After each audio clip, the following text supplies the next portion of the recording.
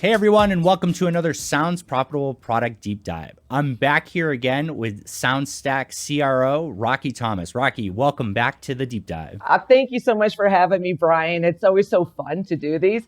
And I have to thank you and Sounds Profitable and you and Tom for providing this platform to really educate the industry in a very transparent way. It's something that no other company or partner has ever done, and I really appreciate what you do for the industry. Thank you. It's really fun. It's really great because I'm passionate about these tools and I like playing around with them and seeing them and demoing them. And partners like yourself have great products that more people need to learn about, especially as we explore and grow this space. So thank you as well. We've had a chance to do a few deep dives so far, and they've been all really great. We'll link to all of them. You can click the card above to check that out. But we're going to dig into something new today. Rocky was telling me a little bit about it beforehand, and I assumed it was the inverse. So Rocky, I'm going to kick it over to you. Yeah. So a little bit about, SoundStack. We are an audio as a service company, so we work with lots of podcasters, but we also work with a lot of over-the-air broadcasters. We love all audio, and we're constantly trying to look at different ways of how we can use the different elements of our stack to really help out creators. So today we're going to be talking about, we're calling it leaning into the lean back listener. And it's actually different than what a lot of people usually think, but we're going to go ahead and go forward with this. But you know me, I always have a mission statement here, Brian. But we believe every podcast publisher should be using every distribution channel possible to promote their incredible content.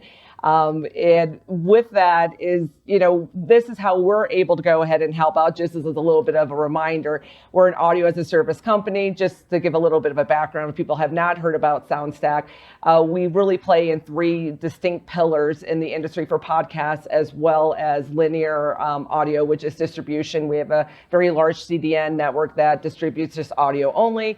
We also provide insights, including podcast certified insights, as well as monetization tools from programmatic marketplaces to connectors between those, as well as ad serving, as well in dynamic ad insertion. So a little bit there.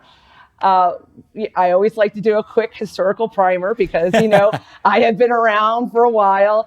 Not going to get too much into these little squares here, but a lot of people don't understand that podcast has actually been around for a while. I think the first stab into the universe was, back in 2000, but really it was January 2006. I remember when it first started coming out, and I kind of eye rolled because it was an on-demand file, and we were already starting to play around with these in the early 2000s. But really, I have to give Apple credit by putting a consumer electronic device called an iPod around it. It really transformed the entire industry. But what I look at is that, elements of podcasting have changed. It's in 2012, was lucky enough to start doing the first podcast dynamic ad insertion while I was at AdsWiz. That's actually with WNYC. And it was really exciting to start seeing podcast publishers really start to monetize in areas that they couldn't, like on iTunes and other areas where in the past was always dependent on a client, whether that was an app or a web player or something like that. And then in 2016, I launched the first programmatic podcast ad exchange called Podwave. I would say still to this day, probably 5 years, a little bit too soon, but we are already starting to see these type of ad exchanges happening. Then in 2017, we got into the podcast measurement and guidelines. And it's really interesting because I get asked sometimes why the IAB is so focused on measurement. And it's really because of the elements of embedded ads. It was a way to have some sort of parity between measurement, between embedded ads, as well as dynamic ad insertion. Then all of a sudden, I would say in 2022, we've been seeing some huge innovations around the content, transcriptions and brand suitability and safety. And then also we're starting to see over-the-air broadcasters, those are, as we call OTA or AM/FM broadcasters, repurposing their content to broadcast to podcast. And we have our own product that we launched 2 years ago called Splice that really allows the linear guys to put this into a non-linear, consumable, time-shifted way.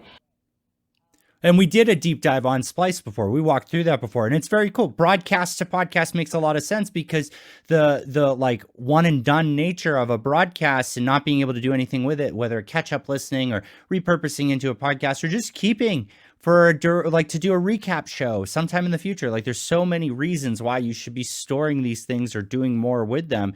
So broadcast to podcast has been a huge hit. It's led to a lot of acquisitions recently, but I'm really excited to hear. First off, thank you for the history lesson on there. A lot of great points on there, and we'll get a link to this this entire PowerPoint in the episode description. But I'm really excited to hear what you want to talk about today with the podcast to broadcast, right? Yes, we're flipping the entire script. Absolutely.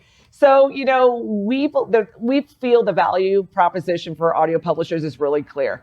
You create amazing audio content and you want as many people possible to hear. So having an easy way to accommodate both linear and nonlinear listeners makes sense. Today, a lot of podcasts is living in the RSS feed, and this is definitely not a pitch to leave that. RSS is the IP, the intellectual property of a podcaster. It's their house. Yeah.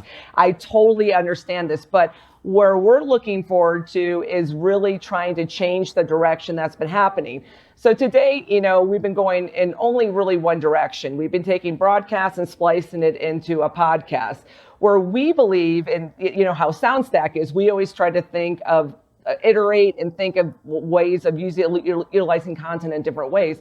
We started thinking about, well, what about the inverse? What if we started making podcasters more into a broadcast philosophy?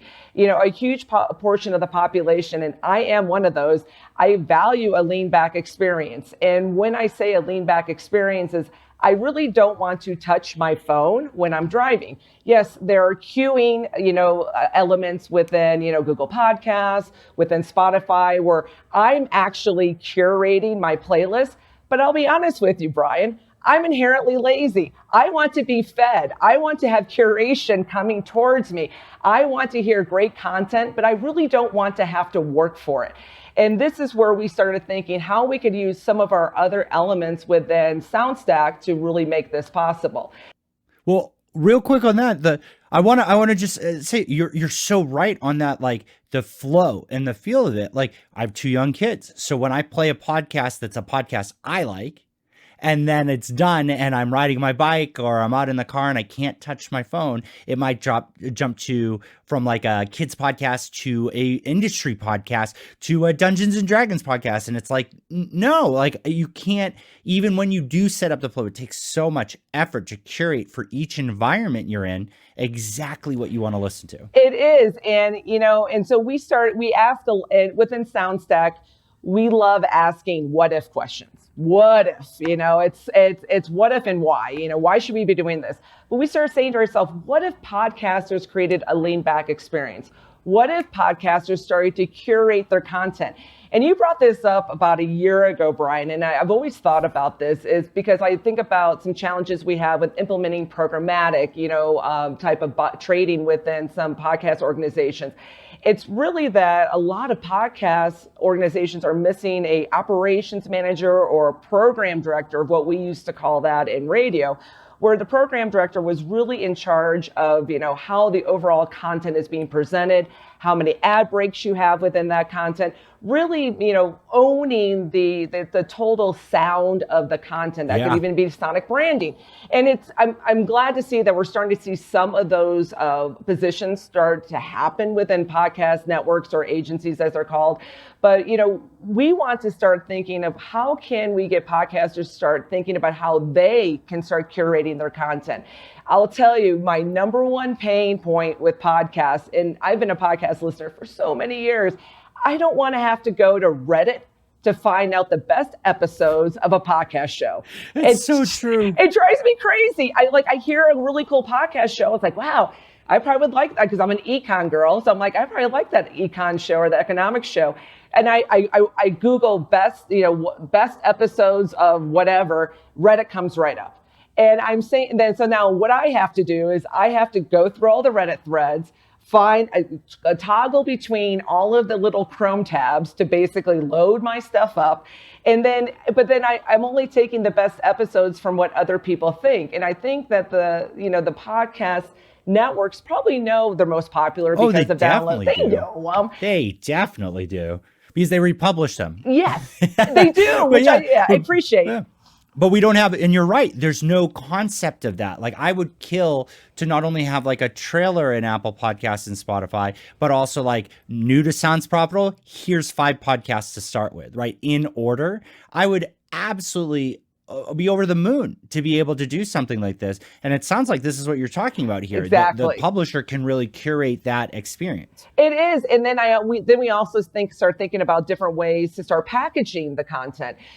So where say you are a larger podcast network that has different genres, it's like, all right, let's go ahead and make a finance channel. Let's go ahead and make a true crime channel. Let's start thinking about how we call it a clock or a clock wheel. How can we basically put together a clock, or how can we make this content that's going to be consumable for people who really want to go ahead and be interested in certain type of genres within podcasts? Yeah. And that's and then I'll tell you, a lot of buyers are going to like to buy into those types of vertical content because they know the type of listener they're most likely going to get by the content that they're listening to. And then there's also the notion of mixing music and podcasts. What's a little bit unique about us is that we have the ability to cover royalties and copyrights on our Live 365 platform. But also, I think that when I say mixed music and podcasts, people are like, well, isn't that just radio? Well, it is kind of. I mean, so people are still spending on radio. People are still listening to radio. Not a bad thing. And I think really the thing that I came across is I started thinking about RSS, and I'm like, wow. I feel the podcast publishers are kind of forgetting the true value of the last S, which is syndication. Yes, RSS is a way to basically, have a system fetch something for me and deliver it to me, whether it's, podcasts or any other type of content. But really what the syndication side of our business, and I have to give Norm over at Podcast One a little bit of a, he was onto something. I mean, he built Westwood One on a syndication model of repurposing audio content across an entire national network. And I think that as podcasters, they need to start thinking about their content in something that's valuable and you can repurpose in many different places. There's also some additional benefits to this. The post-roll now becomes a mid-roll, and there's no post-roll when it never ends. There's no end ad. And that's why I know I've always been the fan of the post roll because I do know that there's a future space where this is going to have extreme value, and it just becomes a mid roll, and we all are still continuously making money. Then obviously there's no concept of the end of the podcast. It keeps on going. So podcast to broadcast is here now, and this is through Live 365. Live 365, it's funny, Brian, because this is like a full circle of my life here. They're one of my very first clients with my very first ad insertion company back in 1999. Live 365 has been around since 99. SoundStack acquired the assets in 2017. It's a network of online radio broadcasters. We have over 4,000 broadcasters a day, ranging from everything from college stations to LPFMs to people who want to do a station on Wagnerian opera. I mean, you name it. It's like That's awesome. It's great because you can never really support those type of very niche type of audio formats on an FM dial, and online radio actually provides that type of audience for them, and it's a quite large network. So I'm going to go ahead and show what we did with. Let's see here. Well, I have a question for you. So radio is so foreign to me. Okay. And I'm digital first. That's where I cut my teeth on this, and mobile rich media, and moved into podcasting and all of that.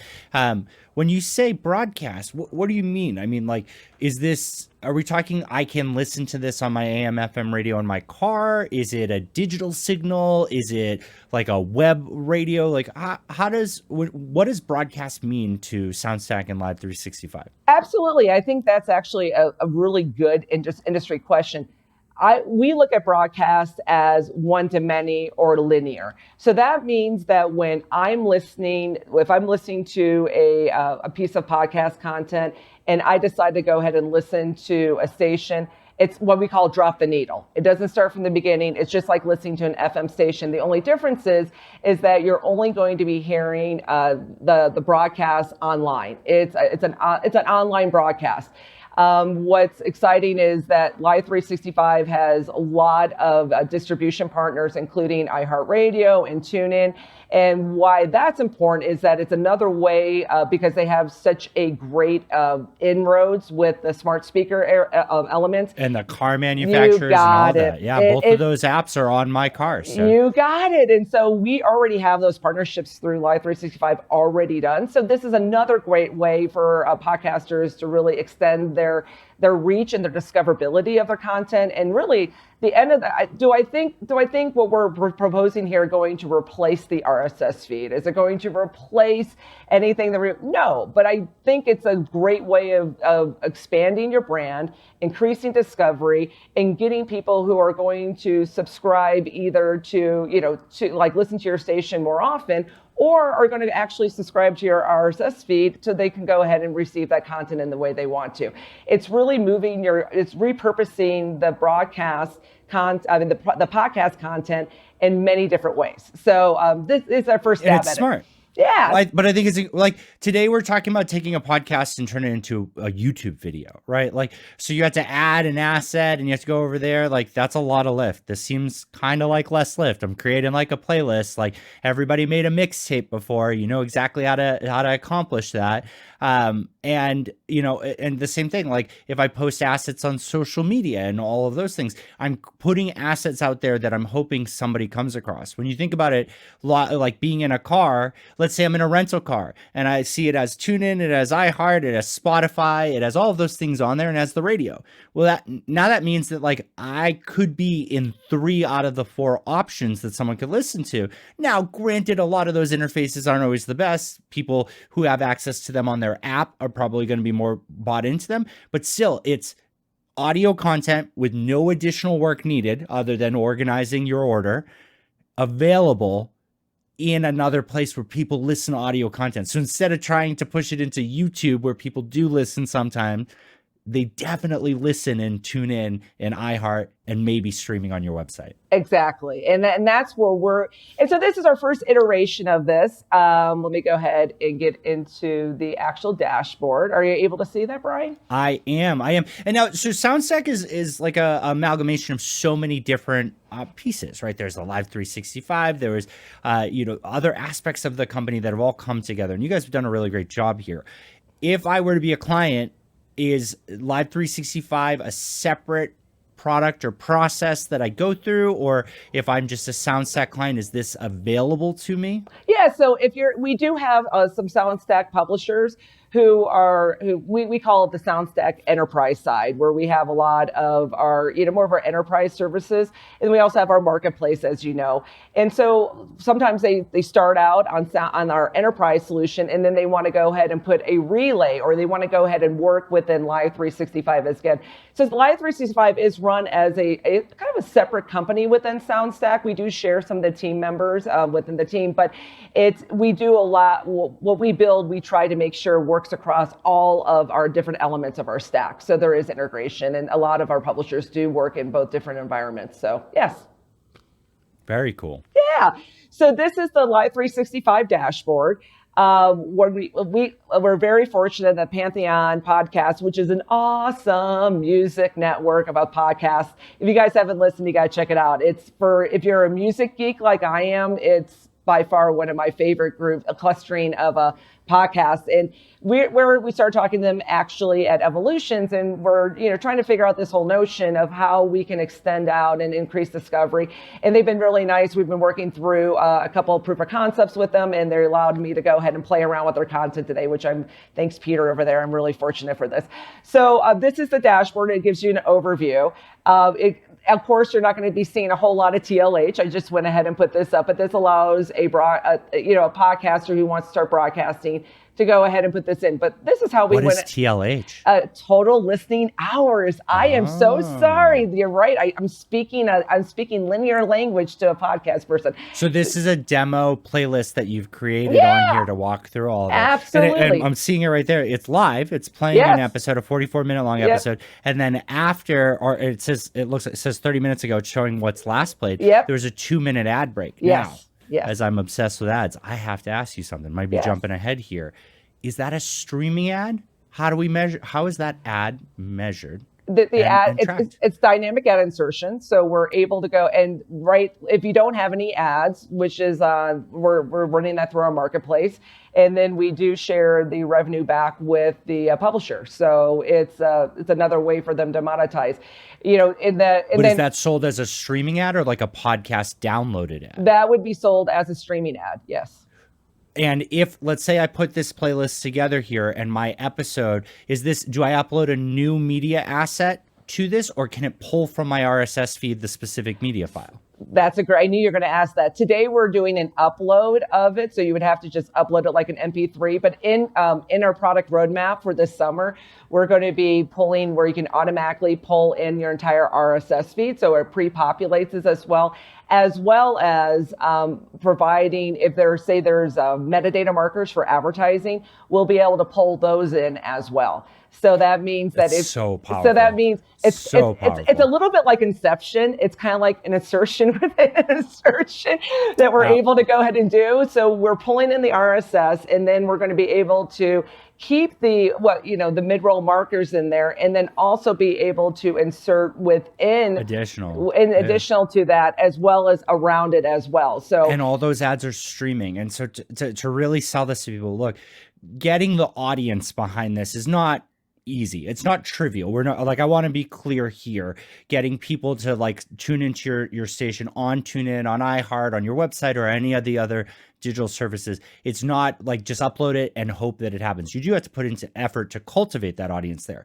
But even single-digit percentage of your inventory being served on here, and using SoundStack to serve both dynamically inserted ads that are built into the download of a podcast and streaming ads here, blending that between a campaign, the immense amount of knowledge and information and additional data you can give to your buyers is fantastic. You could have 2% of your campaigns executed through streaming, and the knowledge you could gain from that on how to optimize your podcast campaigns would be absolutely worth it. Yes, absolutely. And then that's so cool. It is. And then so right now we're utilizing the notion of tracks, but actually we're working on making that, and we're looking for partners. That's why Pantheon is coming on with a proof of concept with us, because we are doing something new here, and we want to make sure that we're building something that we think is going to be valuable for the podcast industry as well as the industry as a whole. So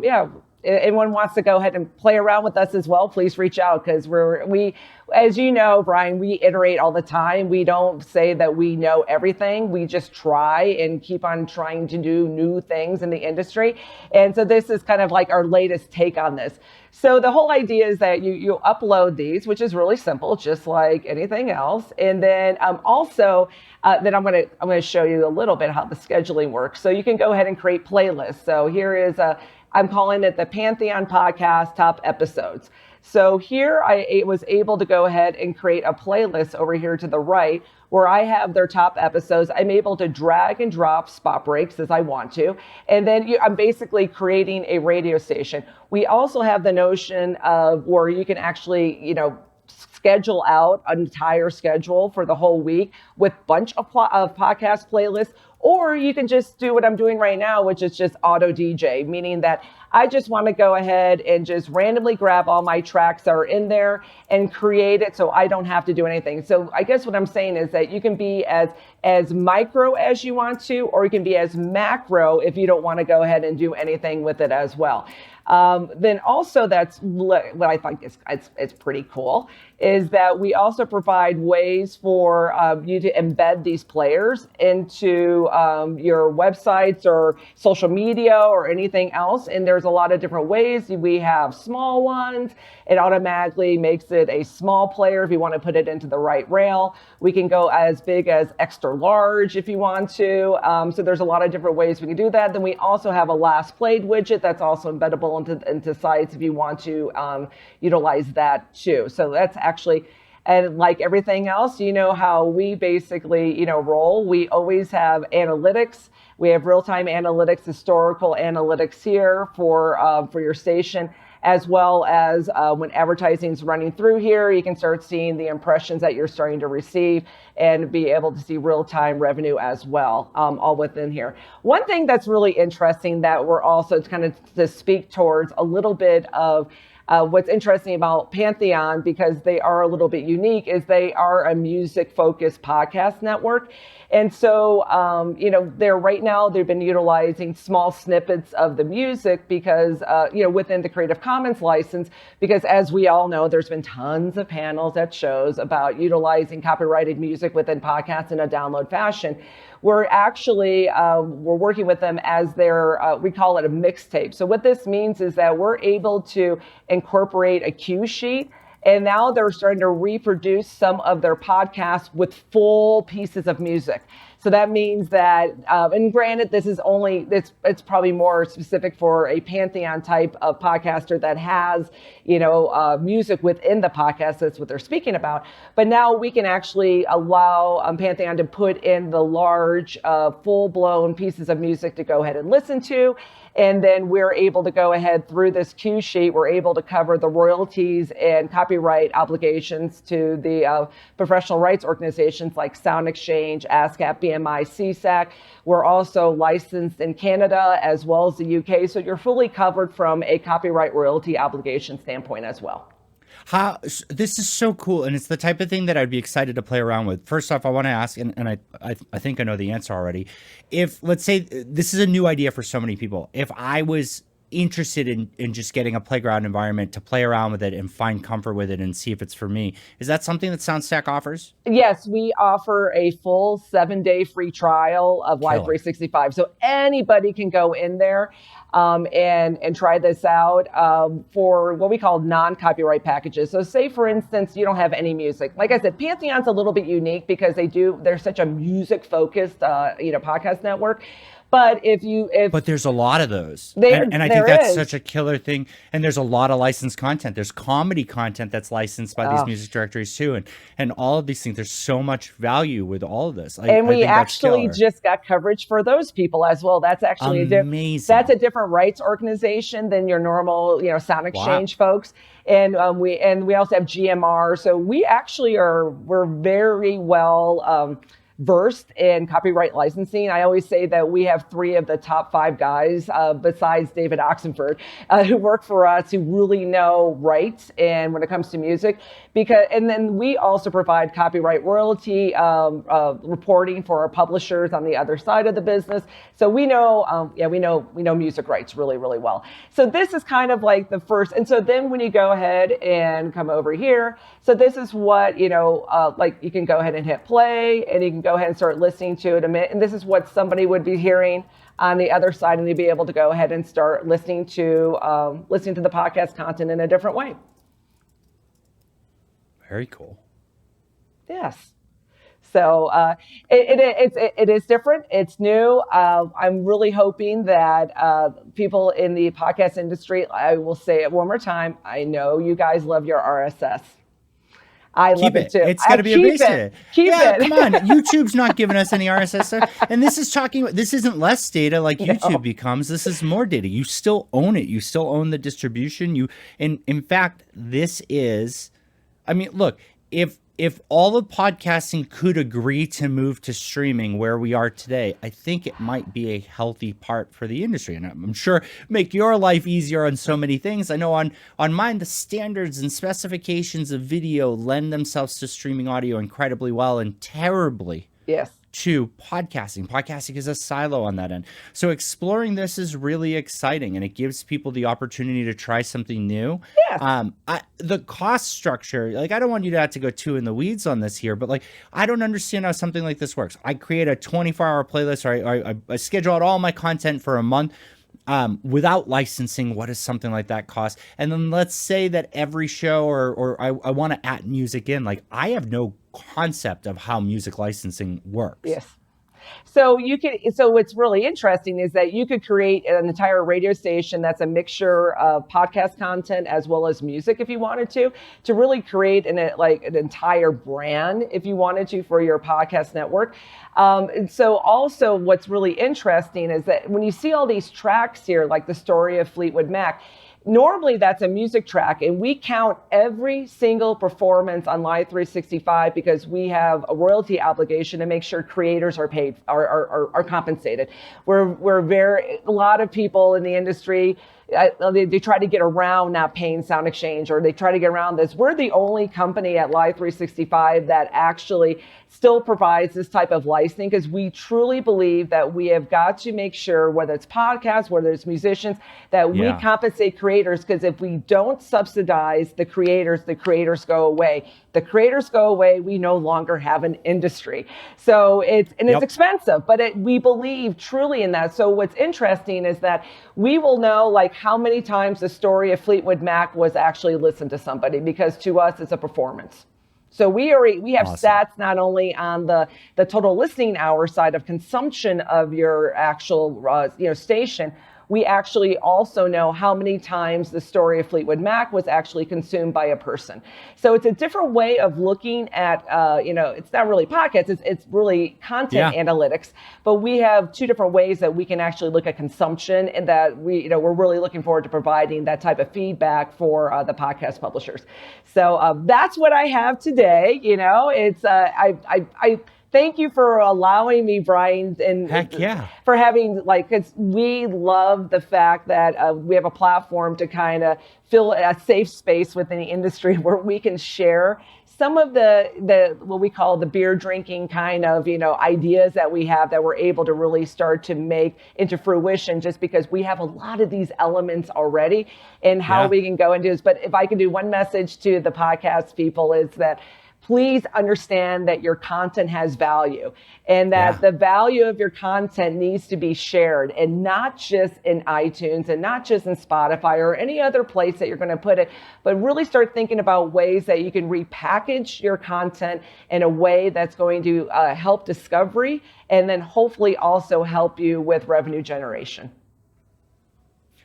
It's such a smart idea. And the last thing I want to just touch on real quick is, I bet you TuneIn, iHeart, and all the other places that can receive this type of feed get less pitches from new feeds looking for promotion of their content than they do get pitches for podcasts looking to promote their content. This is an opportunity to take advantage of buying into somebody else's infrastructure in a way that is low lift for you and get something immense out of it, whether it's new audience that can convert, or even just listen to you there with better analytics than podcasting.